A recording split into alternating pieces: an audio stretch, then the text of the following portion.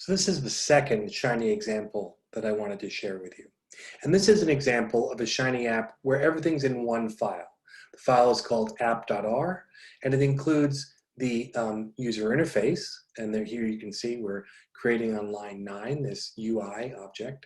And then later down, further down, we see there's a server component to this. And these get linked together with this call to Shiny app, UI equals UI, server equals server. This is a convenient way to have everything in one file. It's a more modern way to think about your Shiny apps. So I'm going to start in the same kind of way. We're going to load some packages. Here I'm also using the Shiny Busy package that I'll talk about in a minute. We're starting off, and this is the app that displays and looks at restaurant health violations from New York City. We start off by pulling the violations table and joining it in with the cuisines. So we get a kind of a more user-friendly name of the cuisine description. I think this is going to be a good one to actually show you first what the app looks like and then step through the code. So I'm going to go ahead now and click on Start App. And you can see it's starting to do some work, that spinning wheel that kind of, as we've kind of added up the borough. So boroughs are neighborhoods in New York. We have the cuisine. And you can see now it's listing all of the information we have for all restaurants in New York.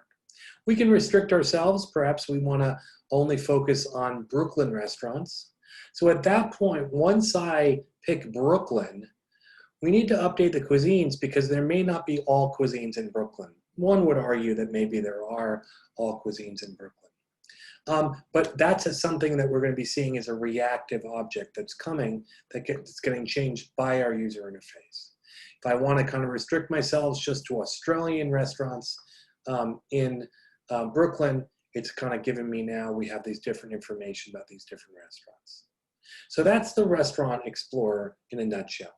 Let's see how it works under the hood. So the app.r file starts off with this title. It says Restaurant Explorer.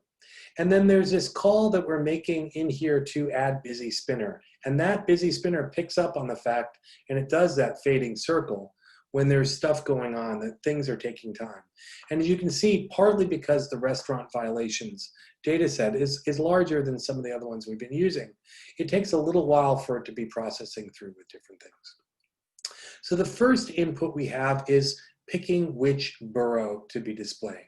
And by default, it's going to be displaying all of the boroughs, but we can actually kind of figure out what we want from that by using unique as.character, the violations $borough. And that's going to give us the information we need for which borough to put up there. The cuisine controls, however, this is something called a dynamic UI. And those are a little bit more complicated. These are actually being processed on the server side of the Shiny app.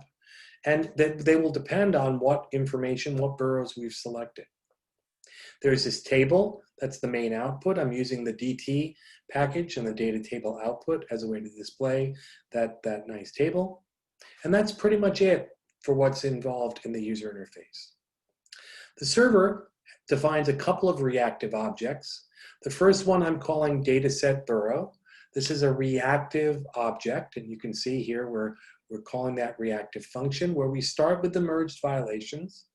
We're selecting now a subset of the variables in there, and we only want the unique information that's in that. Get rid of any duplicates. So here's one of the things we're doing. We're requiring that there be information for that input $borough. That needs to be available before we can start to do any work here. And so that require is going to wait until there's a selection of some sort. And oftentimes it takes Shiny a little while to get caught up with different things, even if there's a default value. And so that require will kind of not execute this until we actually have a value there. If the value is not all, well, then we want to go ahead and do some filtering, and we do that here. Otherwise, we just return the data that's coming back from that. So dataset borough is this reactive object, and the way that we reference a reactive object of that sort is by calling it as a function. So now there's another function, reactive object, called dataset cuisine, which depends on the cuisine, and it also depends on this dataset borough. So it has a kind of reactive chain of things that are So this is gonna wait until it actually has the list of cuisines. As you remember, when the app went up, first it had the borough, then it had the cuisines. Does the same kind of thing. We're restricting ourselves down to situations where the cuisine code is available. And this is now going to be restricting us now if we only have, say, Australian restaurants.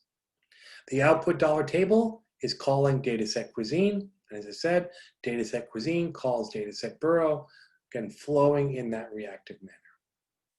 The last part that's in there that's unusual, it's a little bit different, is this dynamic user interface. And here we're using render UI. So in the server side of the house, we're going to create what things look like and hand that over so it gets displayed by the user interface. So the available levels are going to depend on what the current value is for borough. So we have to call dataset borough and then get from that the cuisine descriptions. From that, that's going to give us our list of possible cuisines within a given borough.